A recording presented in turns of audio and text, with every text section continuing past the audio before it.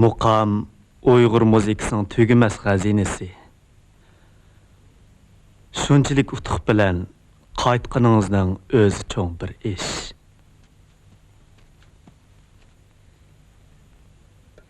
Yaqinda qo'shni ellarning sozandalari xallig'imizga kelmoqchi bo'lib o'tibdi.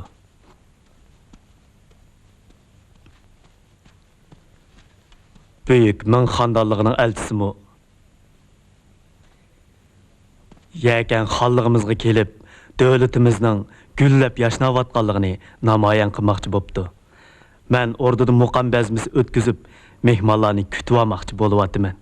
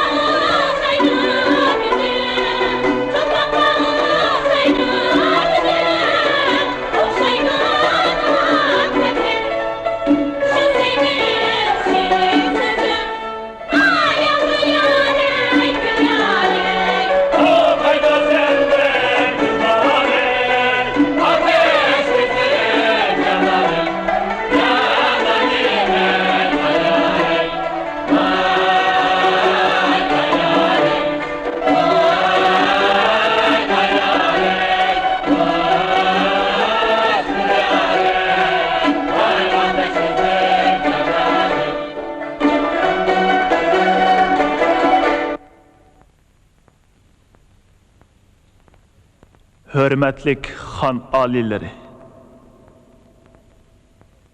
Melik Xenim, Büyük Ming xandallığının elçisi Möhterem Cubegim,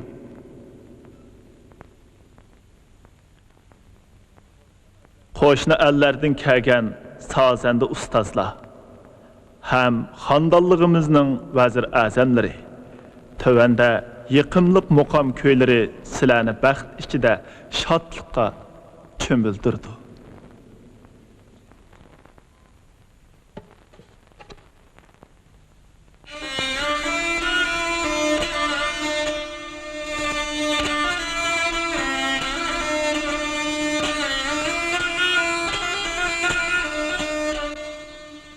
Cahanda taptılar insan riyazetti.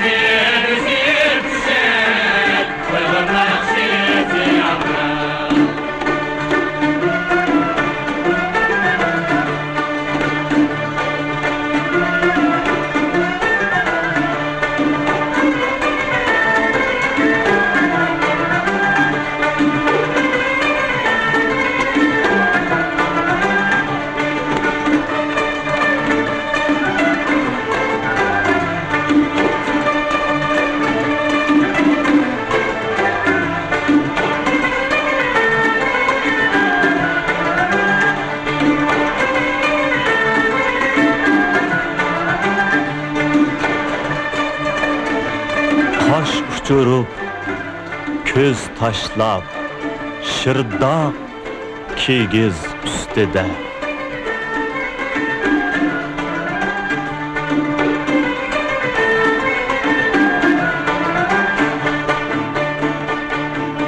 Marcan böki astıdım, ahtı terleri şu demde.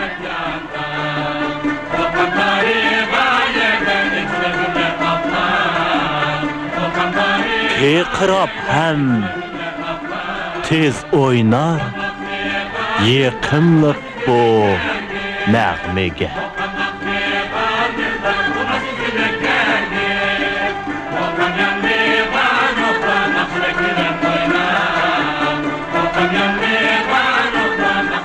Belgi koysa kolunu oğaq ayğa oxşağa.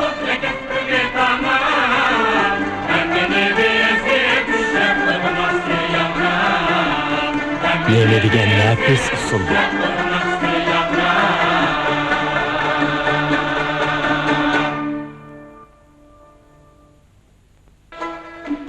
Han alileri Məlik xanım, Pekir'nin közünü içip koyğununlağa köp rəhmət.